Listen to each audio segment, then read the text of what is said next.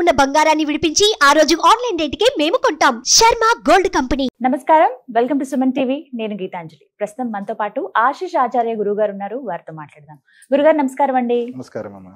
కృష్ణాష్టమి వస్తోంది. ఎప్పుడు ఉండే సందేహం ఏంటంటే 2 రోజుల పండగ ఇది అంటూ ఉంటారు. అంటే అసలు ఎప్పుడు కృష్ణాష్టమి జరుపుకోవాలి, ఈ నక్షత్రం, ఈ తిథి ఎలా చూసుకోవాలి, అసలు ఎలా జరుపుకోవాలి, వీటి గురించి వివరించండి. తప్పకుండా. అలాగే ఈసారి తారీఖు 26 అండి. అవును. అయితే కృష్ణాష్టమి అనేది శ్రావణ మాసపు బహుళ పక్షంలో వచ్చేటువంటి అష్టమి అని మనం చేసుకుంటూ ఉంటాం. కృష్ణ అష్టమి ప్రమాణం ఏమిటి అంటే అర్ధరాత్రి పూట అష్టమి తిథి ఉండాలి, నక్షత్రము రోహిణి నక్షత్రమై ఉండాలి, చంద్రోదయం అర్ధరాత్రి సమయంలో ఉండాలి. ఈ విధంగా ఉంటుందన్నమాట. అయితే ఆ సమయానికి మనము అర్ఘ్యం ప్రదానం చేయడము ప్రధానం అన్నమాట. కాబట్టి అర్ధరాత్రి పూట రావడం చేత మనకి ఇది 2 రోజుల పండుగ అవుతుంది. ఆ కృష్ణుడి జనన సమయం దాకా కృష్ణుడి గురించి ఉపాసన. అంతేకాకుండా ఎవరైనా ఇప్పుడు మనకి చాలా ముఖ్యమైన వ్యక్తి ఎవరైనా వస్తున్నారు మన ఇంటికి అంటే ఎలా ఎదురు చూస్తూ ఉంటాము కృష్ణుడు. అలాగే ఈయన అనంత కోటి బ్రహ్మాండానికి నాయకుడు ఈయన. అలాంటి వాడు మన కోసమని వస్తున్నాడు.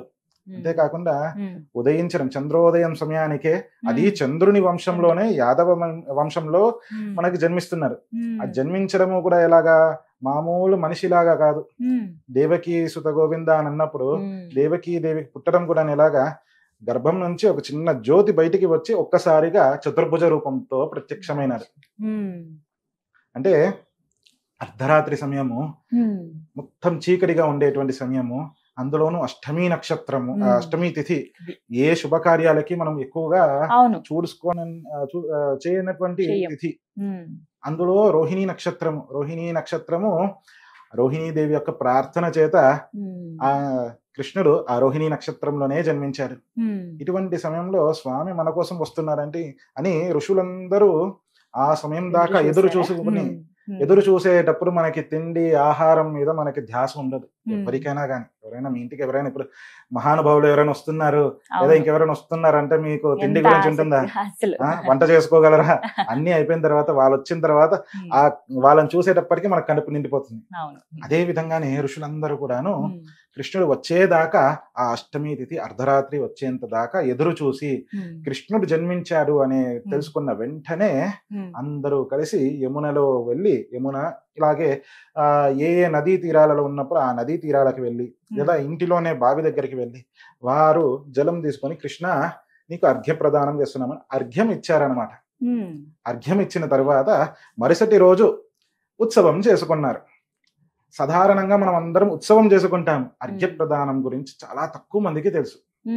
అవునండి, అర్ఘ్యం చాలా తక్కువ మందికి తెలుసు. అయితే ఈ కృష్ణాష్టమికి అర్ఘ్య ప్రదానం చాలా ఇంపార్టెంట్. అవునా? ఇప్పుడు 2 రోజులు కదండి, ఏదైనా 2 రోజులు జరుపుకోవాలా? ఎప్పుడు కృష్ణాష్టమి వచ్చింది? ఇప్పుడు కృష్ణాష్టమి 2 రోజుల పండుగనే. అయితే మొదటి రోజు వచ్చేసి ఉపాసన, సాధన చేయాలి.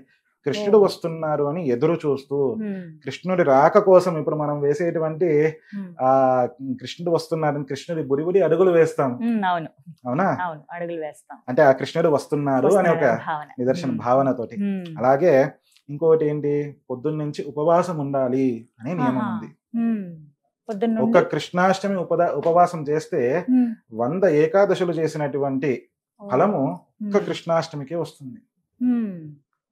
అంటే నాకు పుణ్యం రావాలని చేయడం ద్వారా వచ్చేటువంటిది ఏమీ లేదు. కానీ ఆ భావన లేకుండా, పుణ్యం కోసమని ఎదురు చూస్తూ చేయకుండా, కృష్ణ నీకోసం నువ్వు ఎప్పుడొస్తావయ్యా, నీ రాక కోసం ఎదురు చూస్తున్నా అనేటువంటి భావనతో ఆ ఎదురు చూస్తూ కృష్ణుడికి ప్రీతిగా మనం చేసేటువంటి అర్చనలు గాని, అభిషేకాలు గాని, ముందు రోజు మాత్రం అంతా ఉపాసన ఉంటుంది. ఉపవాసం అంటే ఏ విధంగా అడుగులు వేసి స్వామికి ఇష్టమైనటువంటివి నైవేద్యాలు కూడాను మనం ఉపవాసంతో చేయాలి అనేటువంటి ఉపవాసంతోనే. అసలు స్వామికి ఇష్టమైనది ఏంటండి?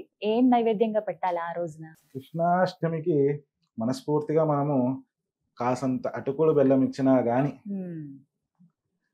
చాలా సంతృప్తిగా స్వీకరిస్తారు. అందరికీ తెలిసిన విషయమే సుధామ ఉపాఖ్యానం. కుచేలోపాఖ్యానంలో మనకి స్వామి చూపించినటువంటి విషయం. అక్కడి నుంచి ఆ అటుకులు కృష్ణుడికి చాలా ప్రీతి అనేది బయటకు అర్థమైంది.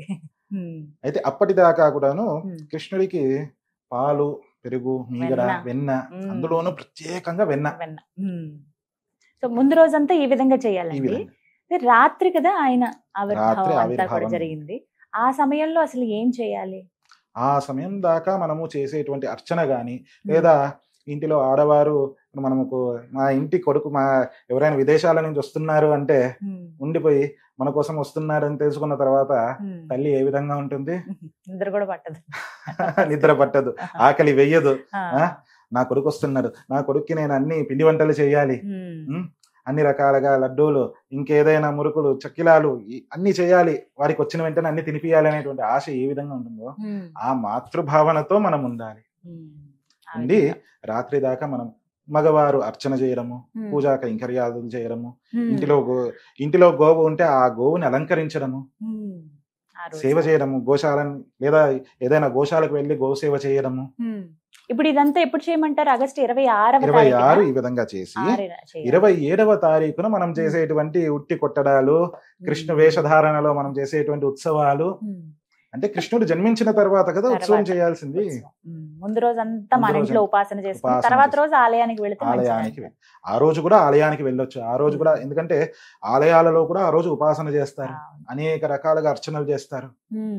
ఈ విధంగా ఈసారి మా కృష్ణ మఠంలో నేను ఏ కృష్ణుడి ఆలయంలో నేను అర్చకుడిగా అర్చన చేస్తున్నానో, మా ఆలయానికి ఉడిపి పలిమారు మఠం స్వామి వారు వేంచేస్తున్నారు.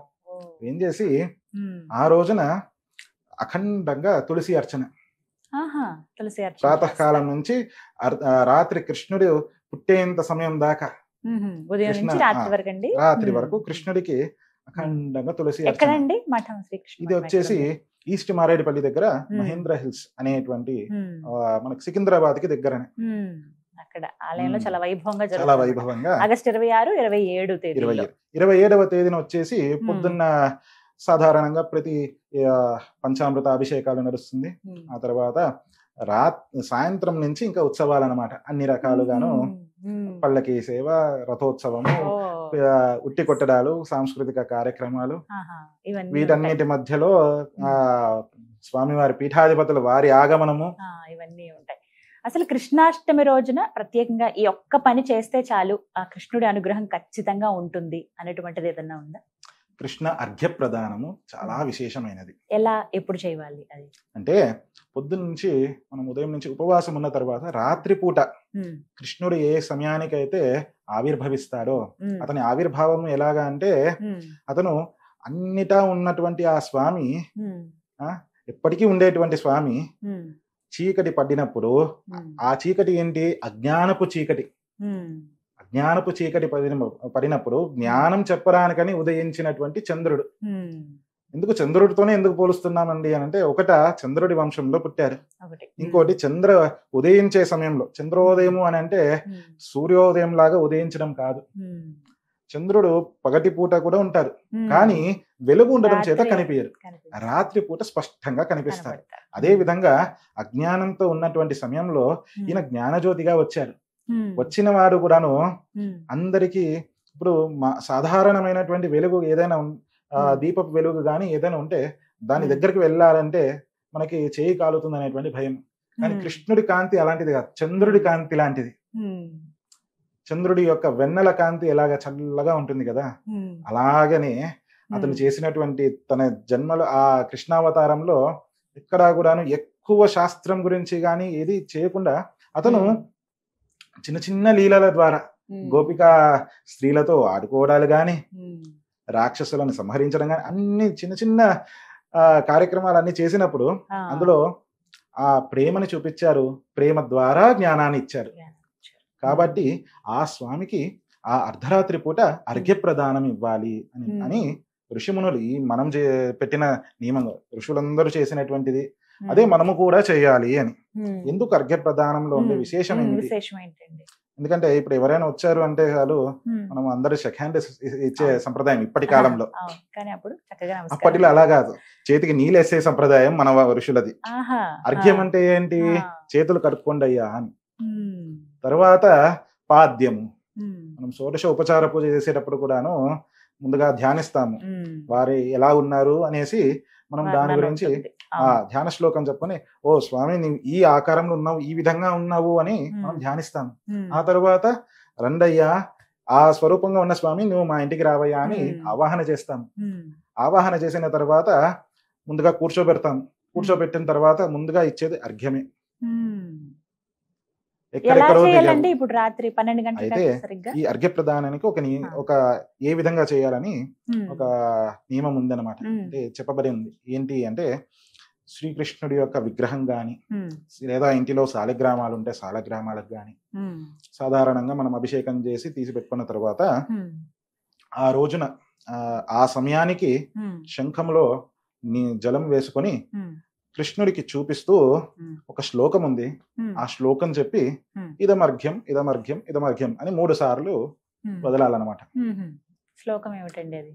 జాతః కంసవదార్థాయ భూభార హరణాయ చ కౌరవానాం వినాశాయ దైత్యానాం నిధనాయ చ పాండవానాం హితార్థాయ ధర్మ సంస్థాపనాయ చ గృహానార్ఘ్యం మయా దత్తం దేవకీ సహితాన్ హరేహే. ఇది శ్లోకం. ఈ విధంగా ఈ శ్లోకం చెప్పి 3 సార్లు శ్రీకృష్ణం ఇదమర్ఘ్యం, దేవకీ సహిత శ్రీకృష్ణం ఇదమర్ఘ్యం ఇదమర్ఘ్యం ఇదమర్ఘ్యం అని శ్రీకృష్ణుడికి ముందుగా 3 సార్లు అర్ఘ్యం వదిలిన తర్వాత మరలా తులసి బృందావనం దగ్గరికి వెళ్ళాలి. ఇంటి బయట ఉండేటువంటి తులసి బృందావనం దగ్గరికి వెళ్ళి మనము కృష్ణుడికి నివేదన చేయడానికి మనం పెట్టుకున్నటువంటి కొబ్బరికాయల నుంచి ఒక కొట్టినటువంటి కొబ్బరి ముక్కను ఒకటి తీసుకొని ఆ తులసి బృందావనంలో పెట్టి ఆ తర్వాత పాలు తీసుకొని మంచి పచ్చిపాలు ఆ శంఖంలోనే పోసి ఇక్కడ కూడా ఒక శ్లోకం ఉంది. ఆ శ్లోకం చెప్పి చంద్రుడికి అర్ఘ్యం వదలాలి 3 సార్లు. ఏమిటండి శ్లోకం? క్షీరోదార్ణవ సంభూత అత్రి నేత్ర సముద్భవ గృహానార్ఘ్యం మయా దత్తం రోహిణ్యాన్ సహితాన్ శశిన్. ఈ విధంగా ఇది చంద్రుడికి. ఎందుకంటే చంద్రుడి వంశంలోనే పుట్టాడు, చంద్రుడిలా పుట్టాడు కాబట్టి చంద్రుడికి అర్ఘ్యం అనమాట. ఇలా ముందు కృష్ణయ్య దగ్గర, ఆ తర్వాత బయటకు వచ్చి చంద్రుడి దగ్గర 12 గంటలకి సరిగ్గా. అంటే చంద్రోదయ సమయం ఒక్కోసారి ఒక్కొక్క సంవత్సరం వెనక ముందు వెళ్తుంది. అది మనకి పంచాంగాలలో తెలియజేస్తారనమాట. అంటే సుమారుగా ఎప్పుడు రావచ్చు ఈసారి? సాధారణంగా 11:48 అలా ఒక్కో రోజు. అది కేవలం ఒక 2-3 నిమిషాలు, అంటే 10 నిమిషాల గ్యాప్. అంటే 11:30 నుంచి 12:15 దాకా ఆ సమయంలో మనకి హెచ్చు తగ్గులు అవుతూ ఉంటుంది. ఇలా కృష్ణుని ఆరాధించుకోవాలనుకున్న వాళ్ళు ఈ విధంగా అర్ఘ్య ప్రదానం చేయాలి. ఇది మాత్రం ముఖ్యంగా చేసుకోవాలి. చాలా చక్కగా వివరించారు గురువు గారు. ధన్యవాదాలండి.